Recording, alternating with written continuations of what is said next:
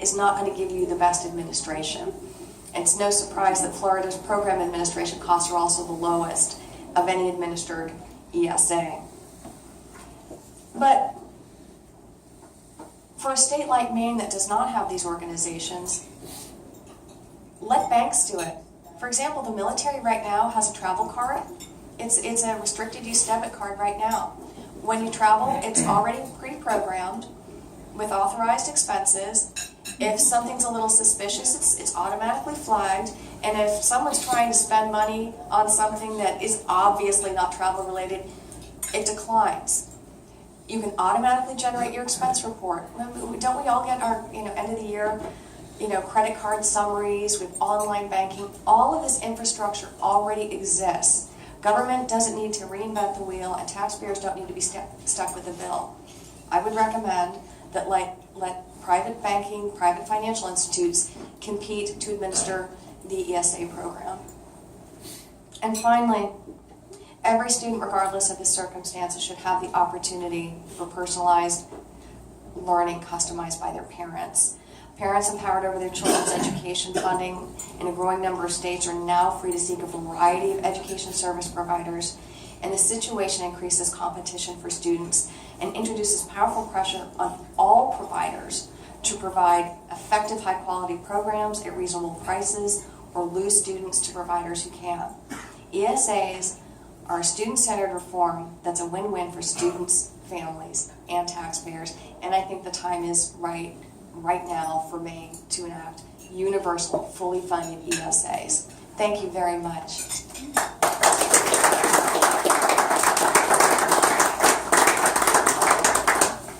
Any questions?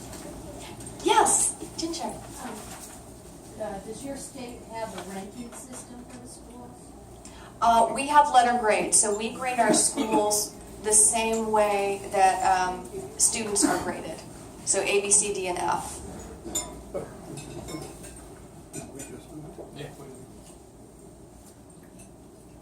Oh, yes, the gentleman in the back and then the gentleman toward the front. Yes. Is there a grading on these people that are using ESAs if they got results? What Performance result? that is in the works now because the program is just starting.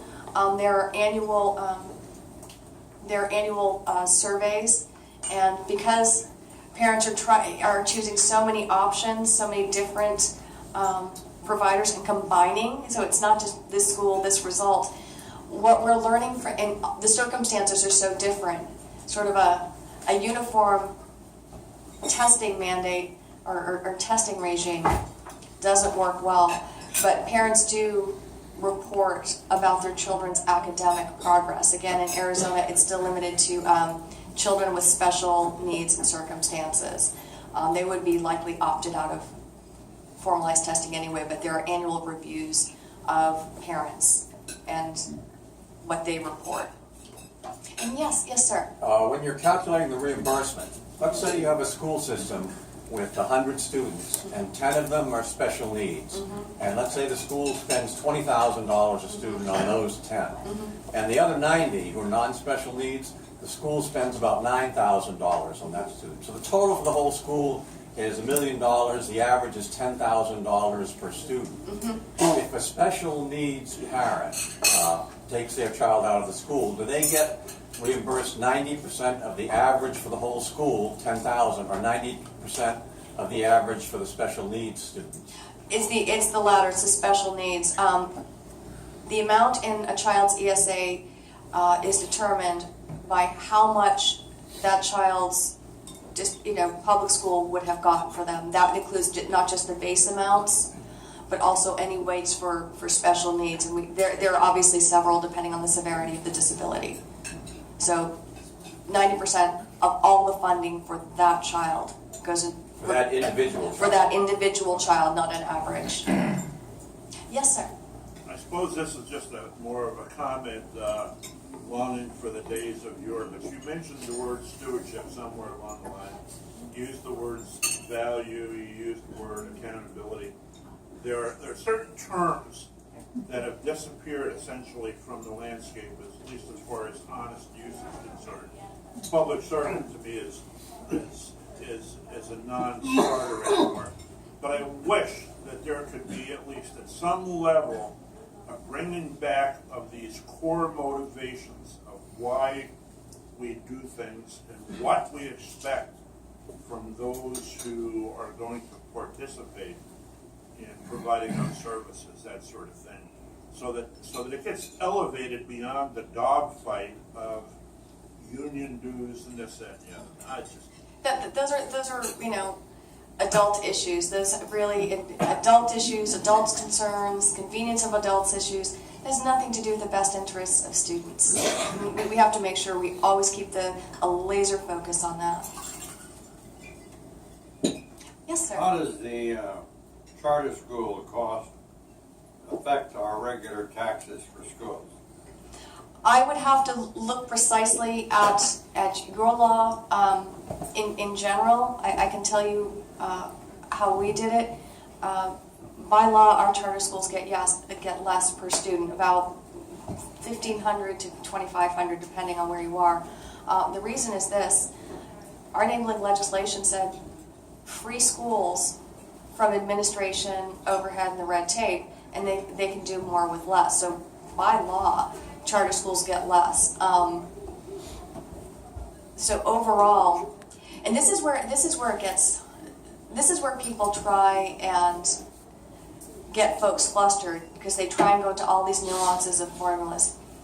The bottom line is charter schools are leaner, meaner, and free from the administration. Ultimately, have a less of an impact on local taxpayers.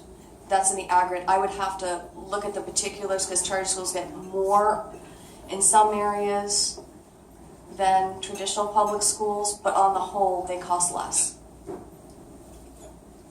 Yes, ma'am. Give me an example of how, in your experience with parents, how a parent has used the ESA. Give me a little Jimmy. Oh, sure. Okay.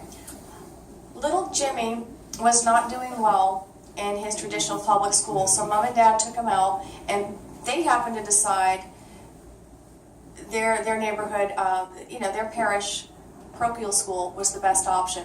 They put Jimmy there, but Jimmy needs, so he's doing well, making friends, flourishing socially, also academically, but Jimmy needs a little extra help with his reading. So we hire a private tutor for some after school time and work with him on his reading and his writing, and little Jimmy's doing much better. Because private schools, this is something you're not going to see on the billboards. On average, private schools cost about half of what traditional public schools do. That's when you include religious private schools, though, not, as well as non-sectarian. So people don't know that. So that's how they do it. And then with high schools, testing fees and things like that. Because ACT and ACT test prep. Do you want some, maybe some test prep, little tutoring in subjects? There you go. It's as different as every child who participates, but that's pretty much what happens. And, yes, ma'am. I'm concerned about the difference between elementary school and high school. Here in the state of Maine, you're not sending a child to private high school at $9,000 a year. It doesn't happen unless you're getting a tremendous amount of help or scholarship. Mm-hmm. Where does that parent who wants to have choice, what do they do if they don't have the money to pay for a St. Dom's or to pay for Shepherd's High School? What do other parents, how do they take care of it? Because they are being discriminated against them. No, they absolutely. How do you exercise choice? And that's something that you do here. Well, my goodness, $9,000 wouldn't be enough to get you all the way over the goal line. What we have seen happen is that schools overwhelmingly want to participate, including these very expensive private schools. They have their own scholarship programs. The school itself fundraises for scholarships.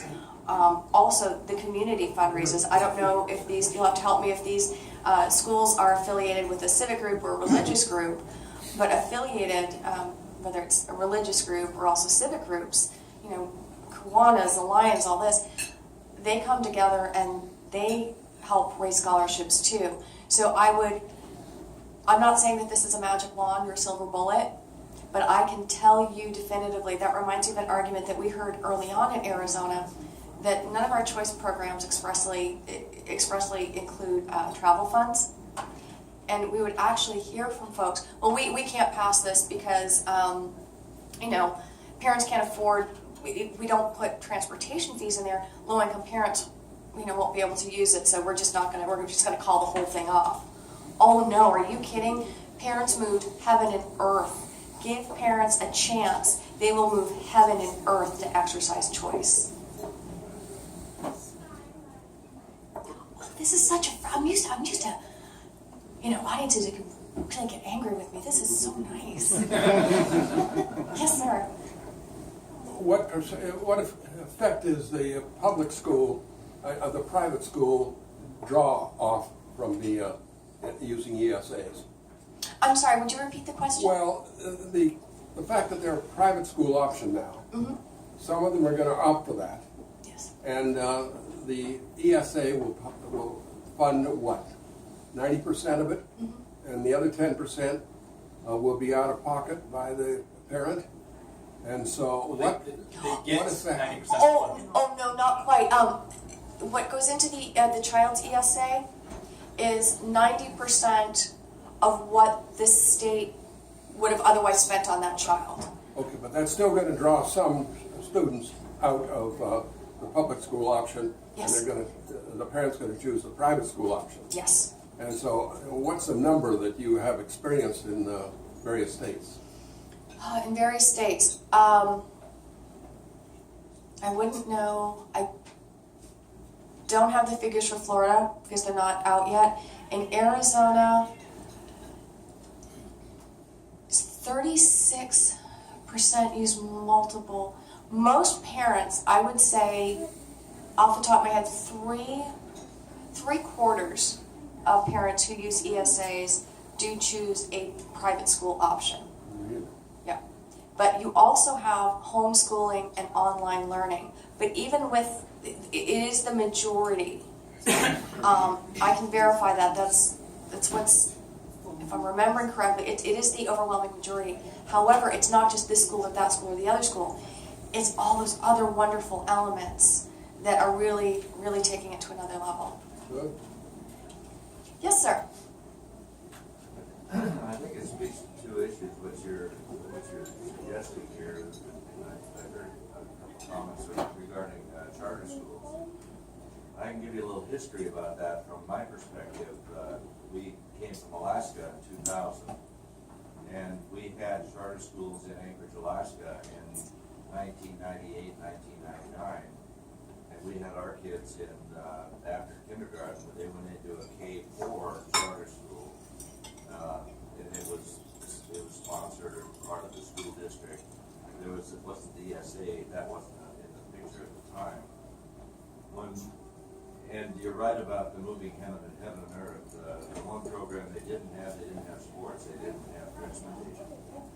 But it didn't really matter because they were really excited they were getting a good education. When we moved out to Maine here in 2000, our kids were a year ahead of the Maine school district. They sat on their hands in second grade. They had already done everything. So I can give you that history. And it was a K. The other thing that I found was interesting is that it started out as a K3 or a K4 school, and then just before we left, it went to K12. So it's not an all or nothing in charter schools. It's not an all or nothing solution that you're suggesting. I think this could be. It could be pretty flexible. No, absolutely, and Anything you want to do. And that's another reason why I love ESAs. You can tailor it to the particular circumstances, and I so appreciate your remarks. And I have 4 stepsons, 10 to 16, all in public schools, and they all love math and science, and you think, oh, one school's going to be, no, we've got 2 that. The youngest are in what used to be a district traditional public school. They just converted to a charter school. The second oldest is now in a very specialized public school program. sort of a magnet, but there's no tuition or anything like that. It's a specialized contained program.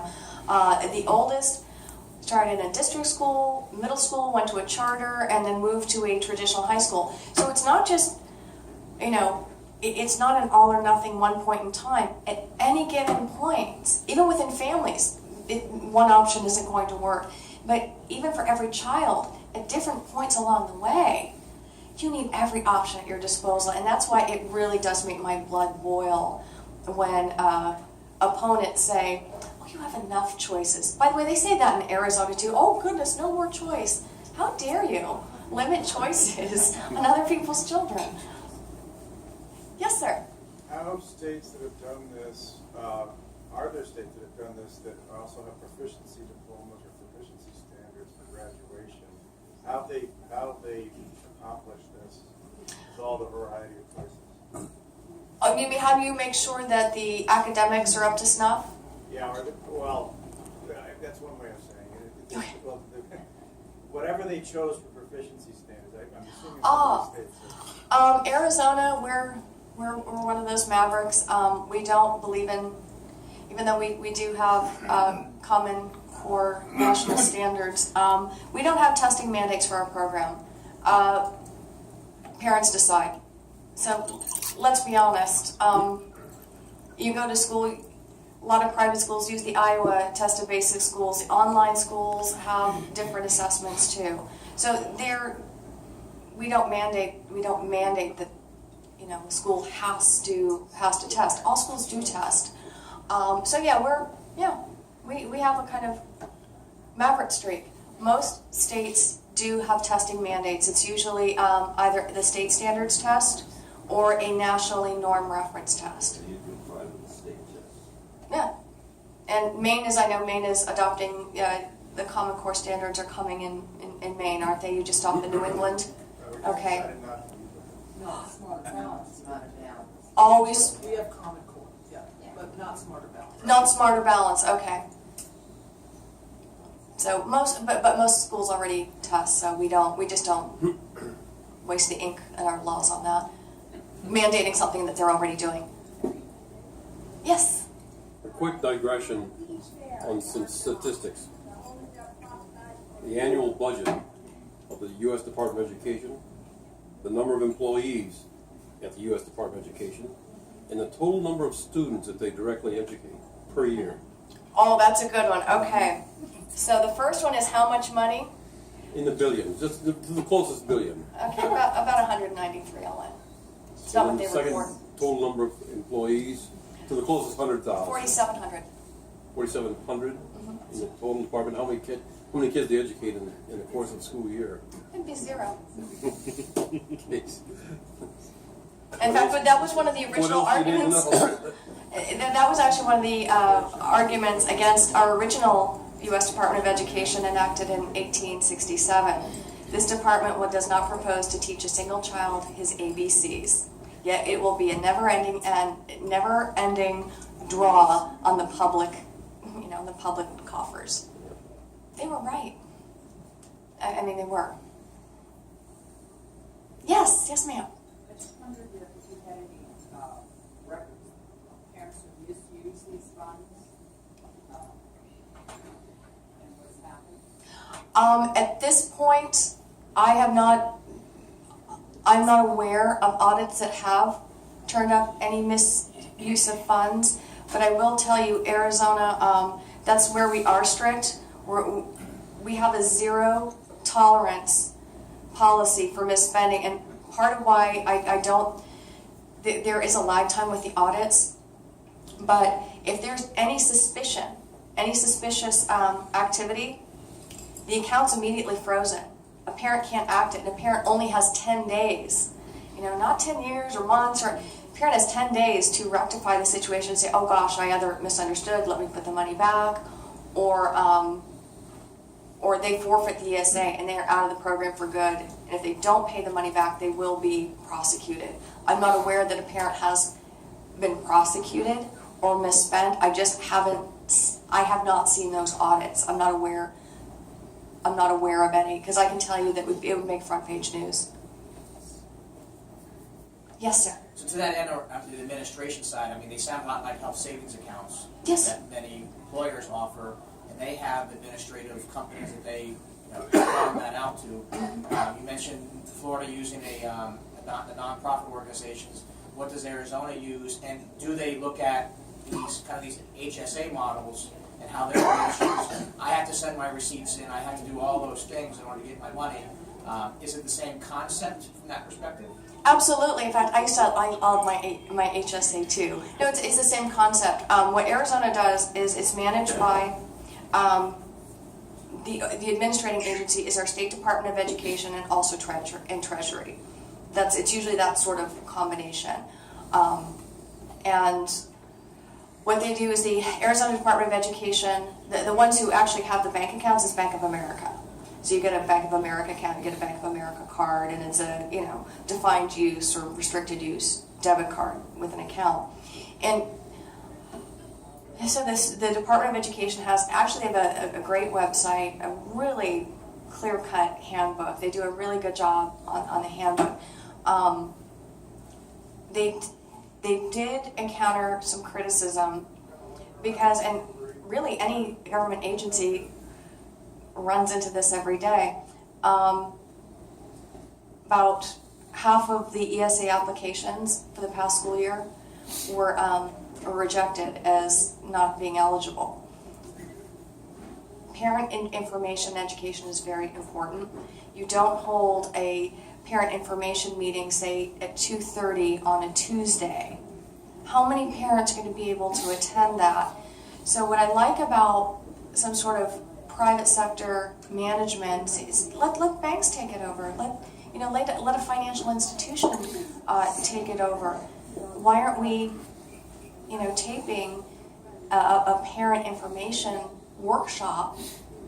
Videotape it, put it on your website, archive it. There'll be some people who can come, but Arizona, like Maine's a big state. Why do people have to drive, in our case, to Phoenix to attend a parent seminar? That's a hardship. Just tape it, put it online, let parents watch it when they want. This is commonplace in the private sector. It's outside of the box thinking, even a 24-hour toll-free hotline or chat line. Well, you can't do that. A nonprofit or the private sector can do that. Government can't because of employee union rules. They can only work so many hours because you don't want to run into overtime. I think that's it. Oh, thank you all so much.